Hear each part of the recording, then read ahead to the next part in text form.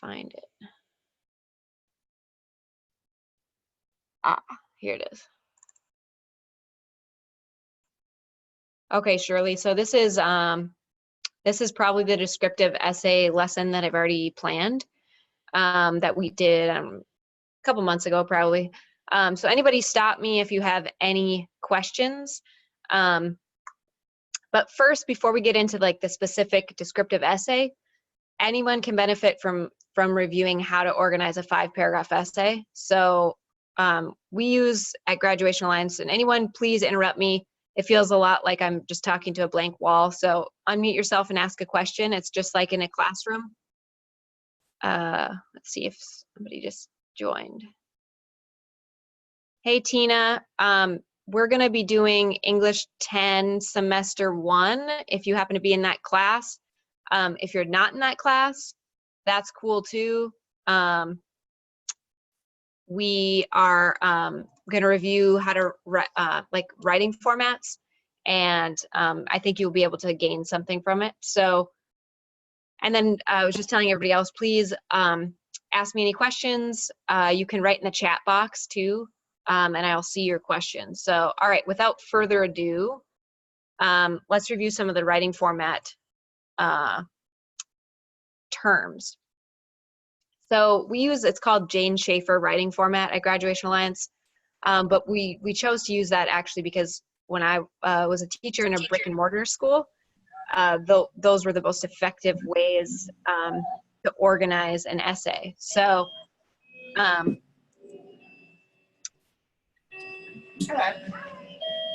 I'm gonna see if I can mute.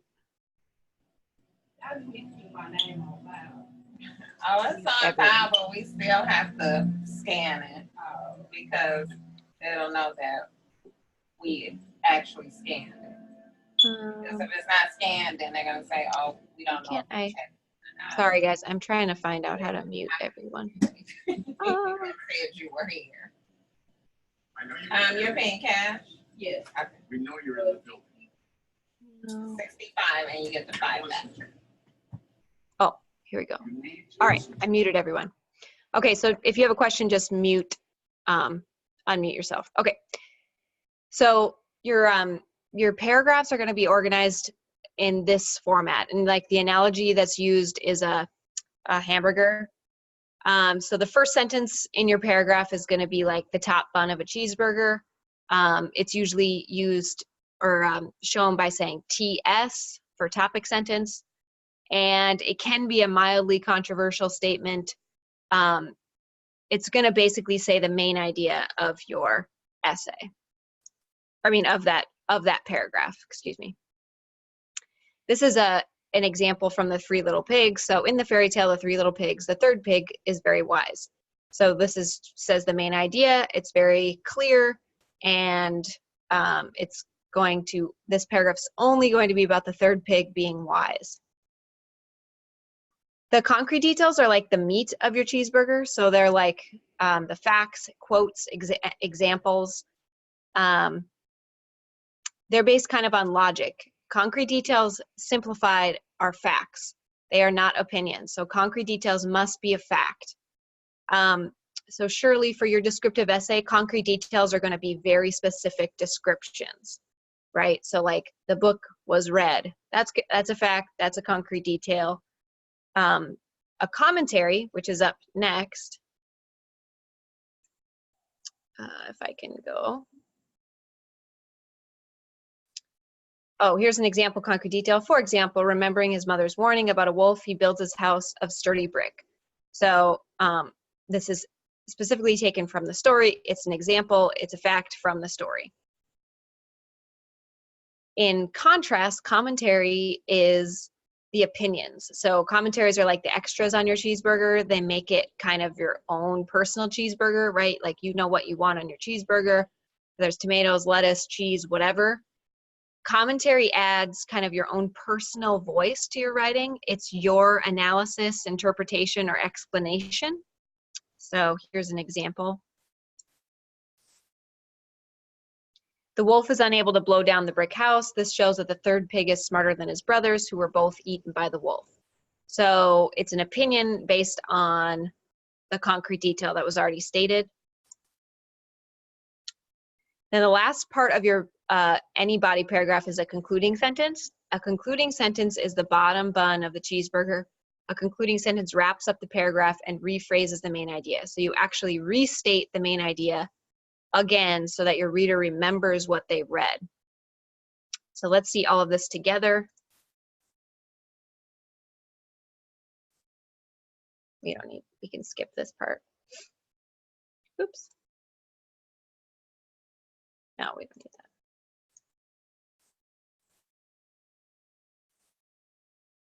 that. Okay, so here would be the whole paragraph. Now, this is just one paragraph. So in any essay that you're writing for Graduation Alliance, it's usually 5 paragraphs in length. And the 3 body paragraphs will look like this. They'll be organized like this: a topic sentence, a concrete detail, 2 commentaries, and a concluding sentence. Sometimes the concrete details and the commentary are mixed up, like you'll have 1 concrete detail and 2 commentaries, or 2 concrete details and 1 commentary, depending on what you're writing about. But the body paragraphs of your essay, the 3 body paragraphs that are in the middle of your essay, will look like this. So I'm going to read this aloud and just kind of show you. So this in the blue is the topic sentence. The red is the concrete detail, a fact taken from the story. The green is the commentary, and then the blue is the concluding sentence. And let's see if I can get out of here. Okay, so let's see if we have,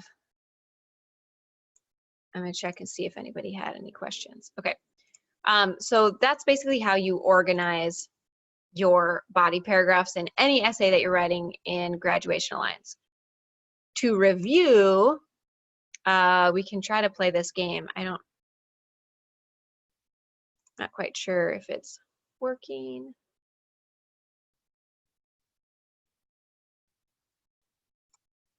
Oh well, if it's not, I'm going to quiz you kind of right now. So I'll say a question about what you just learned about, and then you can either unmute yourself. Actually, you know what? Try to type it in the chat so that everybody has a chance to think of an answer.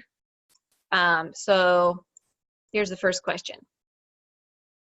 What part of the paragraph is this? It states the main idea.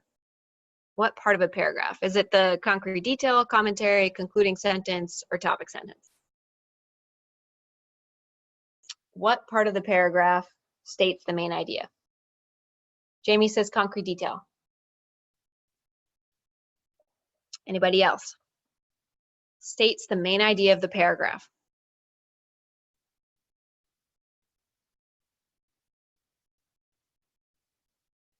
Shirley says agreed with her. Anybody else?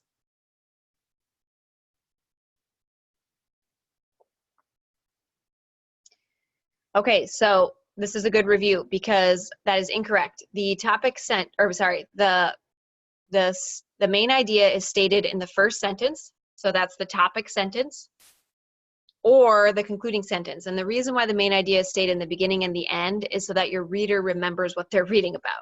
It's kind of silly, but it also focuses your paragraph. So if you state the main idea in the very beginning, we know that that's only going to be talked about in that paragraph, right? So the main idea was that the third pig was very wise. Everything in here is only talking about the third pig being wise. Nothing about the second pig, nothing about the first pig. It's just the third pig being wise. So the topic sentence states the main idea. All right, which part of the paragraph states the facts? Is it the concluding sentence, the commentary, the concrete detail, or the topic sentence? Which part of the paragraph states the facts?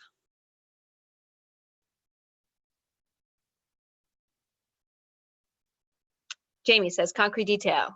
Anybody else?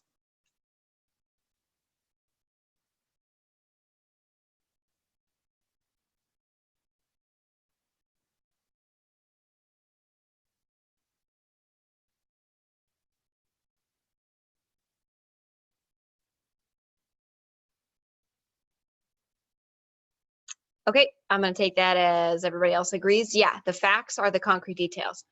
All right, which part of the paragraph states the opinions or explanations of, yeah, basically just states the opinions or explanations. The concluding sentence, commentary, concrete detail, or topic sentence. Jamie says commentary.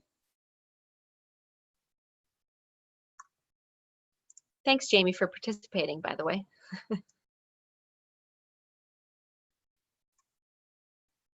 Okay, Shirley says commentary. Excellent job, guys.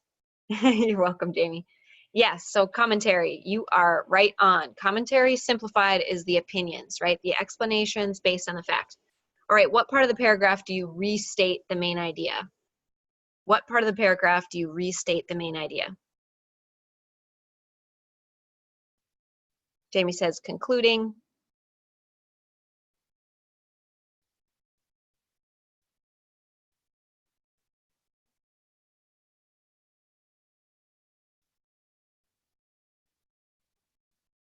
Concluding, Shirley says, yeah, it's a concluding sentence where you restate the main idea so your reader remembers exactly what they're reading about. Okay, very good. Excellent job, guys. All right, so that's for our body paragraphs. All right, so if we go back to, we're on this one now.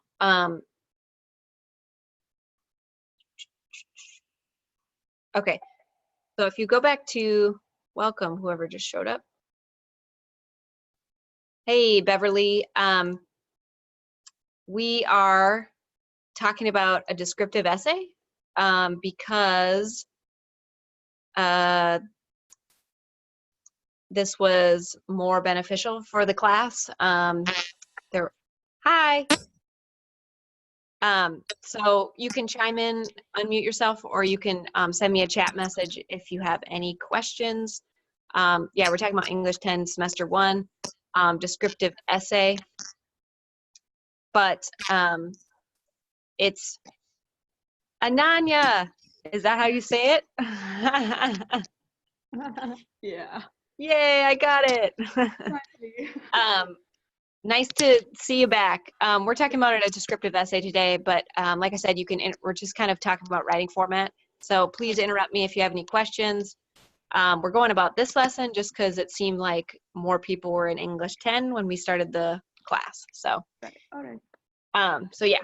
All right. So we just got done explaining what topic sentences are, concrete details, commentaries, and concluding sentences, and how to organize a paragraph. And now we're talking about a descriptive essay. So a descriptive essay, like by its definition, is going to describe something in detail, which sounds kind of boring, but like when you think about it, vivid descriptions are actually pretty insightful, like especially if it's something that's very personal to you. It could be, descriptive essay could be about somebody that you, somebody that you admire, somebody that you love. It could be about an actual physical object. It could be about a house. It could be about a simple place outside. It could be a lot of different things. You want to think when you're talking about a descriptive essay about the 5 senses. So I have this picture of strawberries up here, and then to the left here, all of the ways you can describe strawberries using 5 different senses to add, kind of like engagement to your writing and make your writing interesting. Like you could also just say strawberries are red, but it would be a lot better to say sweet, juicy, and tangy. That sounds much better than just strawberries are red. Okay, so by the end of this, you should understand what is a descriptive essay, why it's important to organize, and then you should be able to understand how to outline an essay. And even if you're not in English 10 semester 1, we're going to go through how to outline an essay, which is in every single grade in an English course in Graduation Alliance. So like I said, don't sign out just yet. Outlining an essay is really important too. Okay. So this graphic here is something that you see probably with every essay that you write with Graduation Alliance, and then these little topics differ a little bit, but I'm going to explain what this means. And also, best practices with writing an essay, watch the video that goes along with the essay. Most of the time it's my voice, but it describes kind of like how your essay is going to be outlined, and it gives you, I always like kind of seeing visually what I'm supposed to be writing about, so it helps. So watch the videos too. Okay, so this graphic kind of represents a 5-paragraph essay. So the top is going to be your introduction. And the reason why it fits the whole entire screen here is because your introduction includes your main idea. All of these topics, the body paragraphs here, fall under your introduction because they all match up to the main idea or the thesis of your essay. So an introduction is made up of a hook, a bridge, and a thesis, like the bare bones introduction. So does anybody know what a hook is? Anybody heard of that before? What is a hook? We talk about it a lot in English classes. Yep, Ananya? All right. It's something that gets your reader's attention automatically, something that just drives them in. Exactly. Yep. So it can be like, for a descriptive essay, it could be like a vivid description, something really, really interesting. If you're doing an informative essay, it could be a really interesting fact, a startling statistic, something that's going to engage the reader. It can also be a question to kind of get your reader thinking. Then usually you have a bridge, which transitions to the thesis. It's just a sentence that transitions to a thesis. And then you have your thesis. Does anyone know what a thesis is? Anyone know what a thesis is? May I? Yep, you got it, go. Probably the purpose of the essay, the descriptive, Yep, what you're so going to talk about. exactly. So the thesis is going to state directly the main idea of the essay. So like for the descriptive essay, Shirley, this like sentence starter was given to you. So the best gift I ever received was da da da da da. That's kind of the thesis starter. So you would say the best gift I ever received was, and then you would fill in whatever you're going to be writing about. Okay. And like I said, it could be a person, it could be an object, it could be a place, whatever you think. And it also could be the best gift you ever gave. So just on the topic of gift giving, I guess. And it doesn't have to be a physical thing. It could be like the gift of love.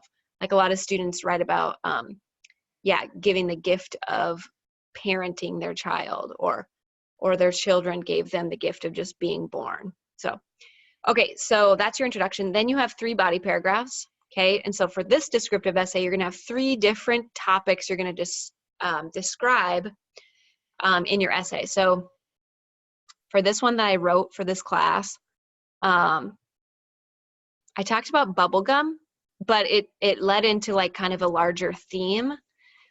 So you can see this was just a description of the bubblegum. This is where I would receive the bubblegum, which was my grandma's apartment. And so I would write this would be like this description of the bubblegum, my grandma's apartment, and I didn't do a third one since we're not going to have enough time. But that would be another topic based on bubblegum as the theme, as the best gift I was given, right? It'll make more sense once I go through that. And then at the end is the conclusion. So your conclusion follows, covers the whole area again because it restates the main idea. So all of these body paragraph topics relate to your conclusion because the conclusion includes the main idea. The best gift I ever received was bubblegum from my grandma, right? So you're going to restate your thesis, not in the same way. You can't say it in the same way because that's just boring. And then you're going to have a memorable idea. And a memorable idea is kind of like a hook for a conclusion. It's going to leave the reader thinking about your essay. Very difficult to do. It's creative. So, you want to tie up all the loose ends in the conclusion, but you also want it to be memorable. So you want to maybe leave the reader thinking about it, or maybe bring in an emotion. In this descriptive essay that I wrote, just as an example, I tied in a theme at the end that was related to the gift of bubblegum, right? Doesn't sound that interesting, but there was a larger theme kind of in there to make the reader remember the essay. All right, so here's an example. Shirley, you still with me? Or am I going too fast? You're fine. Cool. All right, so here's an example. So hook, bridge, thesis is part of your outline, okay? I used a question. I said, have you ever considered the amount of time it takes for the flavor of bubblegum to disappear? All right, just a super easy question. Not the best hook in the whole entire world, but it does its job.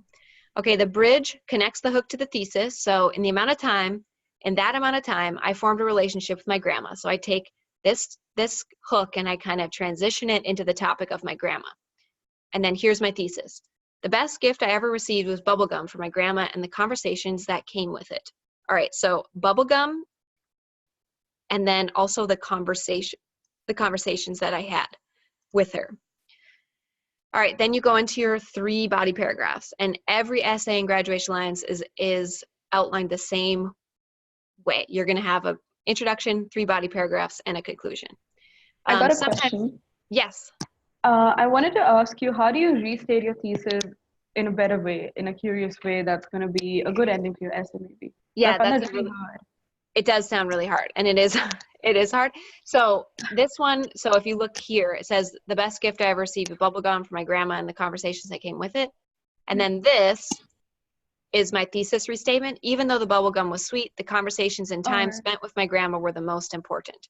Okay. So it kind of like, the main idea is still there. It's just written in a different way. Does that kind of make sense? Yeah, it makes sense. It's tricky. Yeah, it's tricky. Yeah. Okay, so now we have 3 body paragraphs. So this is only going to be about the bubblegum. I'm going to just be describing actually the physical bubblegum, right? Whenever I visit my grandma, I was always given sweet bubblegum. These pieces of bubblegum were huge. It filled my entire mouth with very little room. While I chomped away, my grandma would ask about my day at school. The sweet bubblegum was a nice treat after school for my 10-year-old self. All right, so 2 concrete details that describe the bubblegum, right? And then the commentary is kind of like my explanation about what was happening while I was chewing the bubblegum. And then the concluding sentence just sums up basically what I just said, that it was sweet and it was a nice treat after school. All right, then my next paragraph is going to be about the apartment and where the bubblegum was, right? So I'm going to be describing my grandma's apartment and where the bubblegum was located.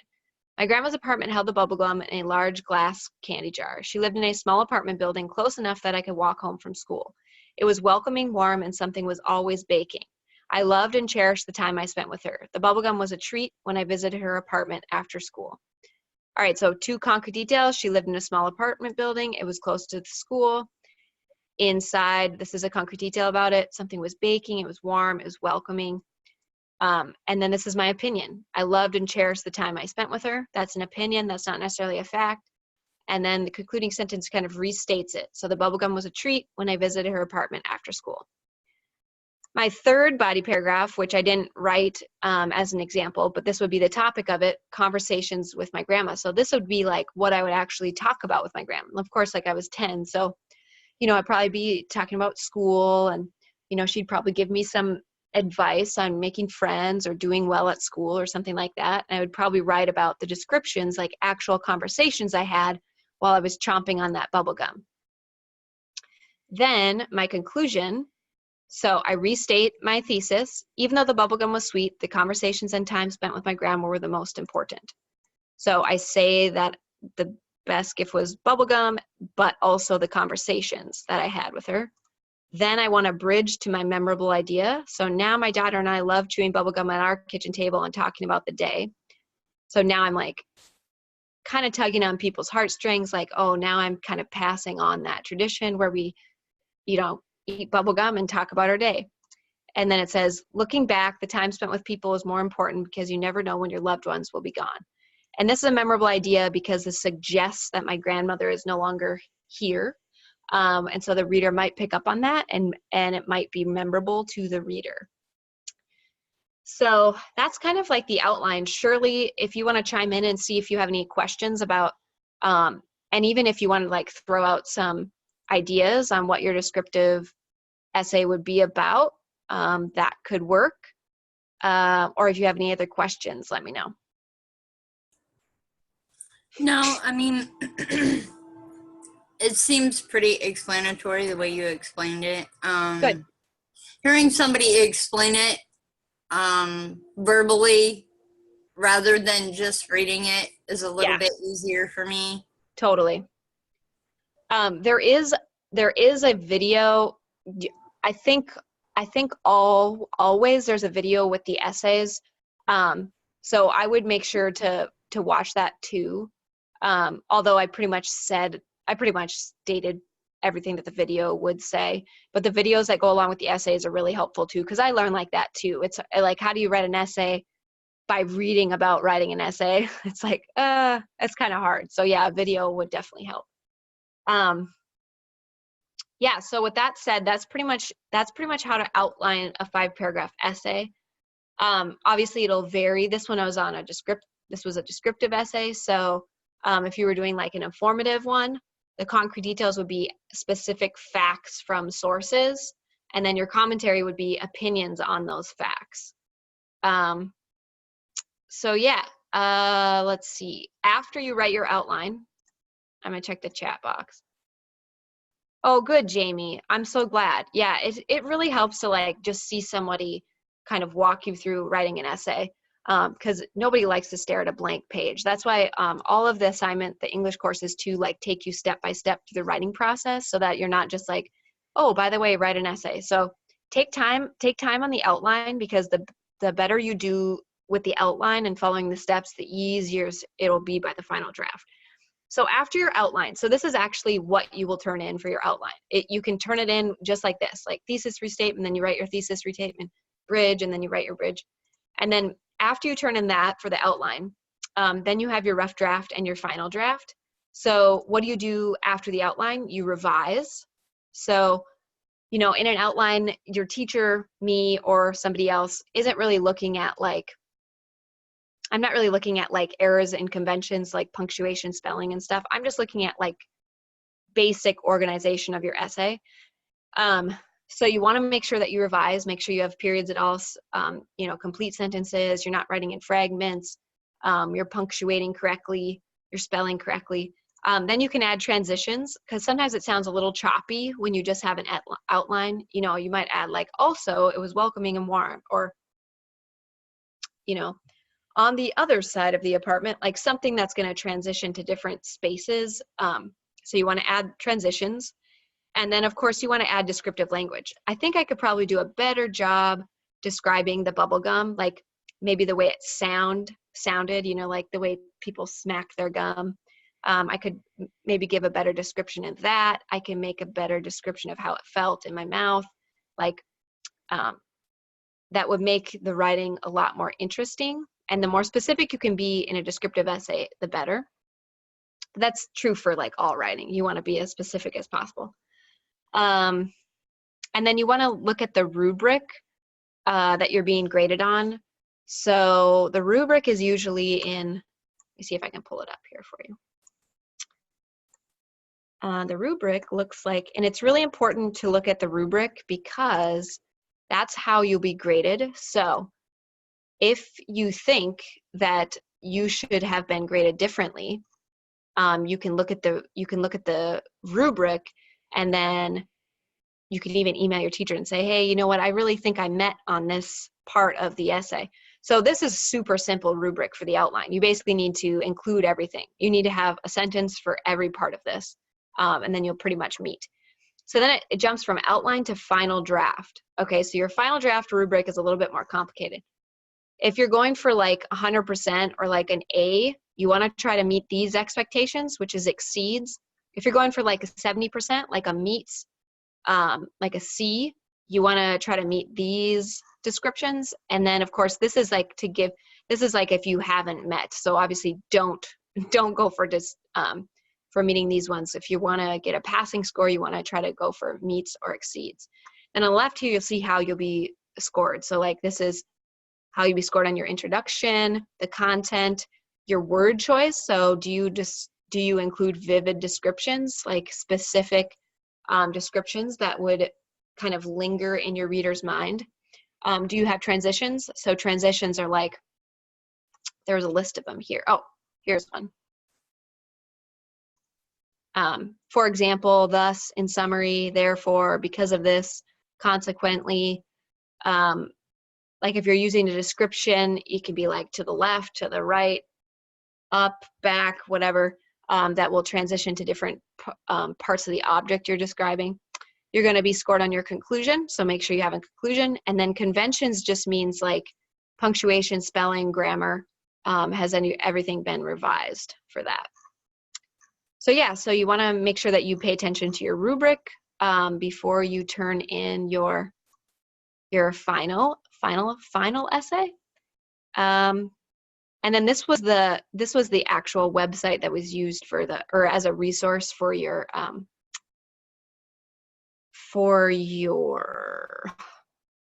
assignment, and this gives you some other pointers. You can kind of play around with this, but you click descriptive essay, and then it gives you choose a topic, how to organize a descriptive essay. They talk about spatially, left to right, and then descriptive transitions too. So here's a list of transitions you could add to your essay. And that's pretty much it, guys. So does anybody have any further questions or any questions about another English course? I do. Yep. It's about another English course. It's about English 11. Yes. Yeah, English 11 quarter 2. So it's Okay. the activity 2.5.3. English 11 quarter 2. Yeah, 2.5.3.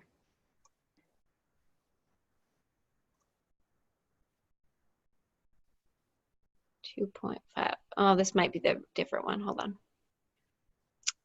Is it English 11 semester 1? Maybe. I don't think it's mentioned here as such. Okay. Just says English What's it about? Q2. Is it Romeo and Juliet? No, it's Abraham Lincoln. Oh, okay. English. You said quarter 1. Quarter 2. Oh, quarter 2. Oh, my bad. Yeah. Sorry. Okay. Let's see if I can do this. This isn't it, but I know what you're talking about. Hold on. This course is, I'll go in semester 1. And I'll see if I can find it. It was 2.5 something? 0.3. Yeah. And what was the topic? All right. So it's analyze the historical context. Yes, perfect. Okay. Lincoln and the Civil War. This one maybe? Civil War and Lincoln? Yeah, that's the one. Okay. Okay, now I'm there. All right, what's your questions? So it asked me to answer one analysis question. Yes. So I tried researching, but I don't exactly get to make the decision because not as an American as well. It's quite hard for me to answer the question, especially in an essay that requires the format to be correct. It's really hard to get some insight from Google searches actually. Okay. Let's see which hold on, I gotta move this. Let me look. It was from the analysis question.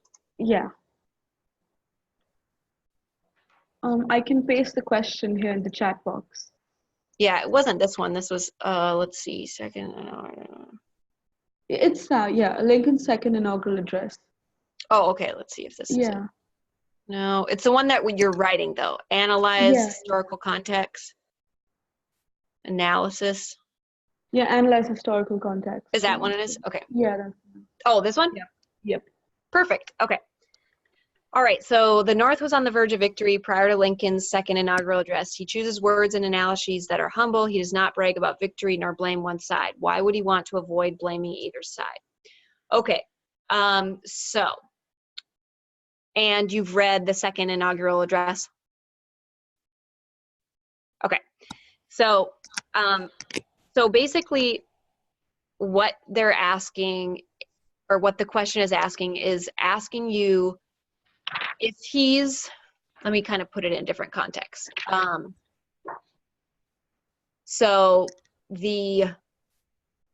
America basically has just gone through Civil War, and Lincoln was on the north side. Obviously the south side lost.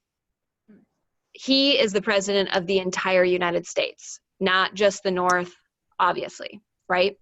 So basically what the question is asking you to say is why did he not blame the South for all of the problems that America had to face after a civil war? Why would that actually, okay, for lack of a better term, why would that be stupid to start blaming the South for all the problems that America had to overcome after the Civil War? The hint was basically that he's the president of the entire United States, not just North and South, right? Are you getting what do you think? So what I get is that I need to talk about why he didn't choose one side in particular. But the issue is that when I do read the historical context and I analyze his speech and everything that he did, I still don't find enough information to create that paragraph that would get me that A. So I'm finding it really hard. I've been procrastinating about it since like a month now. Okay, no problem. So what's your answer? Why would he avoids placing blame on either side, choosing words that include both sides? This is shown when. Okay, so you need to find a quote from the speech that shows that he doesn't place blame. All right. Okay. So that would be task 1. Find a quote that shows that he's not placing blame. Okay. So, like I can't think of it off the top of my head, but I think he was talking about, like obviously this isn't direct quote, but one of them where he's basically saying like, God blames both sides. That's right. Paraphrased. That's not a direct quote. Yeah, no, I get it. But that would be a hint. Okay, and then the commentary is your opinion on that. So All right. look at why would he include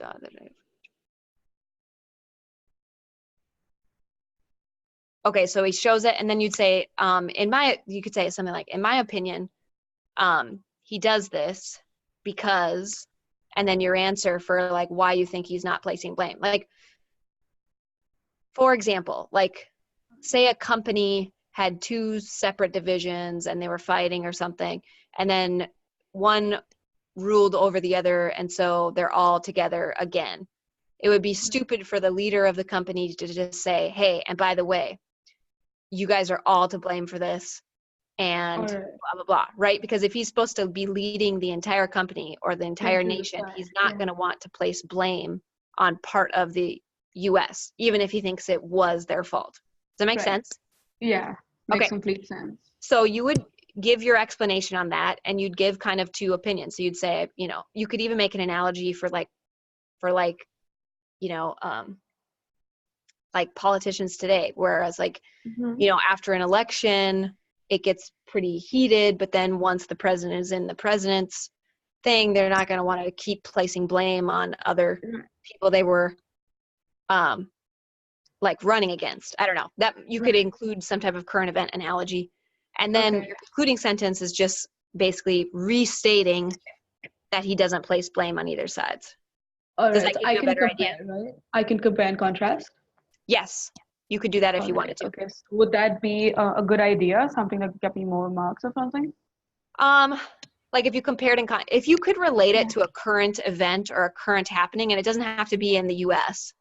If you could relate it to something current, like making an analogy,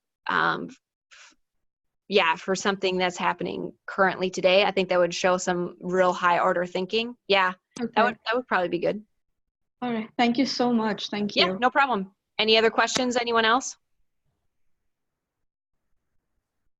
Okay. I think we are done. Shirley, I hope this helped you. And thank you everyone for asking questions. I'm running another lesson next week at the same time, so be sure to stop on by. Yep. All right. Have a good day, guys.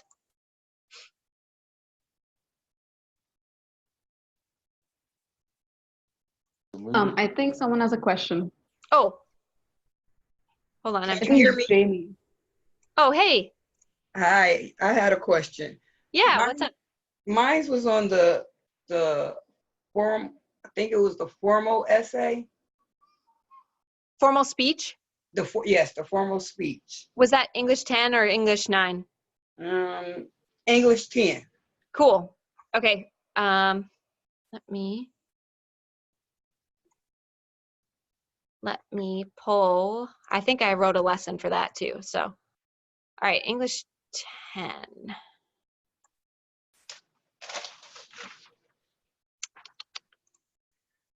English 10, English 10. Yeah, I wrote a lesson for this one. Okay, so you basically, Jamie, were you here for when we were talking about concrete details and topic sentences and stuff?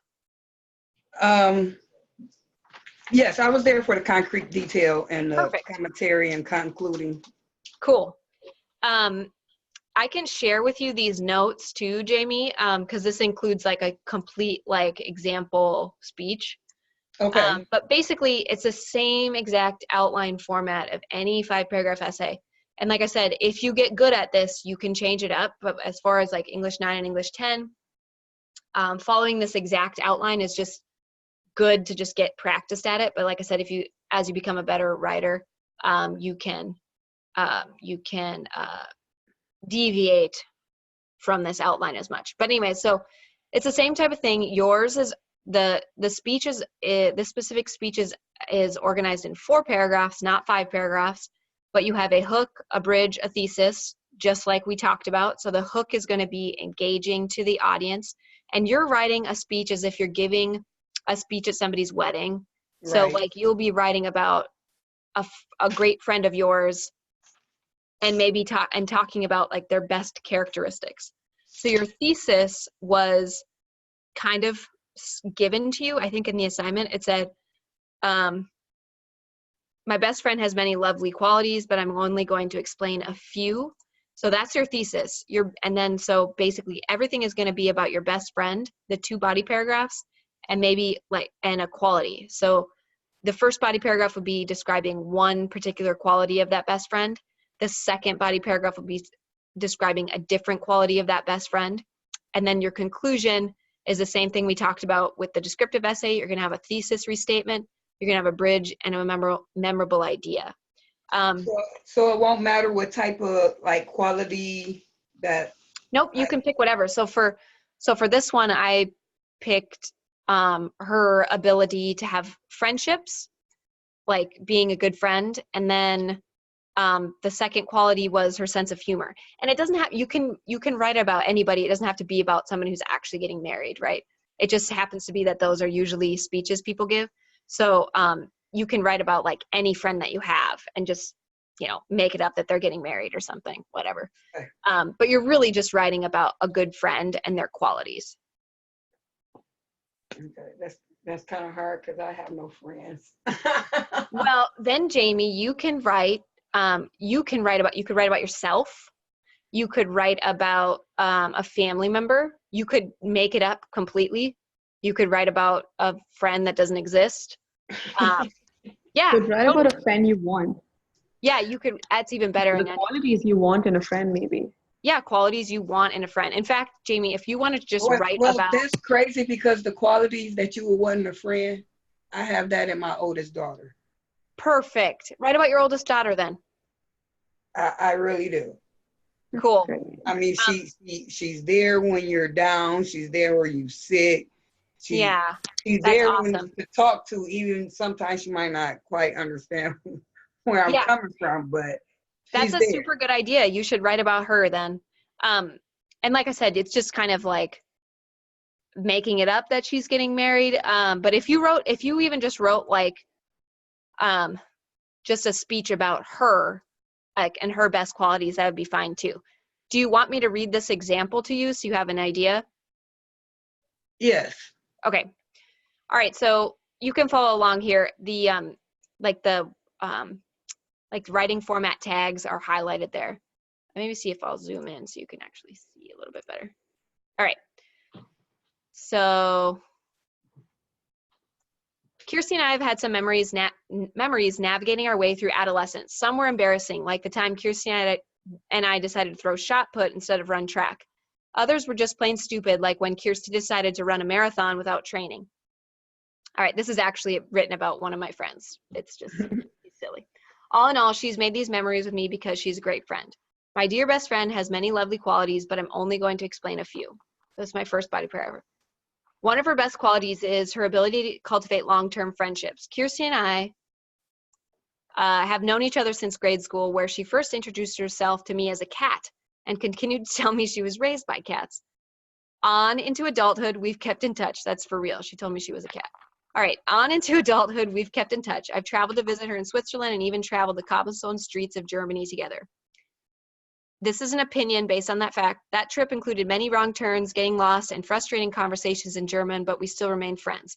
Kirsty has the great ability to cultivate friendship, which will serve her well in her marriage. All right, second body paragraph. Another one of her best qualities is her sense of humor. There are too many times Kirsty and I have laughed ourselves out of situations. One time in high school, we were skipping class with stolen waders from the physics lab.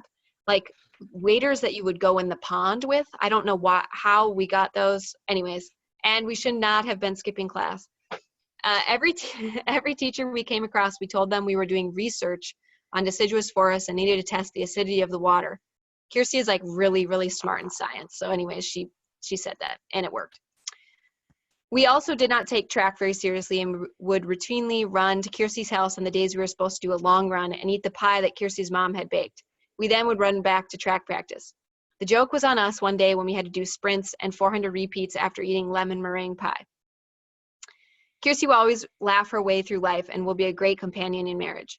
Kirsty has many great qualities. As shown through these stories, she will be your best friend while simultaneously laughing at you and herself. P.S. If you ever want to run a marathon without training for it, Kirsty will gladly be your companion. All right, so like I shared a couple different specific stories, and one of them was, or a couple of them were to showcase her sense of humor, so they had to be a little bit funny. But if you're writing about your daughter, Jamie, you could write about how you said she's there when you need her. So you could write about specific situations where she was there when you needed her. And then maybe she's really caring. And you could write about two specific examples of how she really cares for people. Does that make sense, Jamie? Yes, I do. Cool. A lot more sense than me reading it, and I'm like, yeah, I'm stuck, and then I started getting frustrated, and then I just not do it, and I end up with a 0.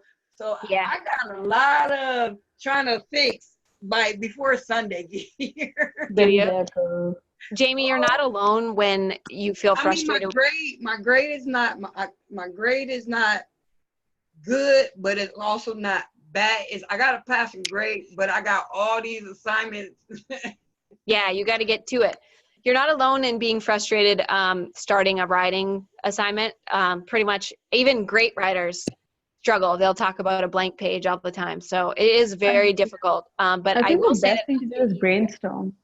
What was it? Well, I always had an issue with, I never knew how to write an essay. I always wrote it how I felt and how I thought about it. I never knew it was a certain way that you had to write it. So I just did it and I never got it.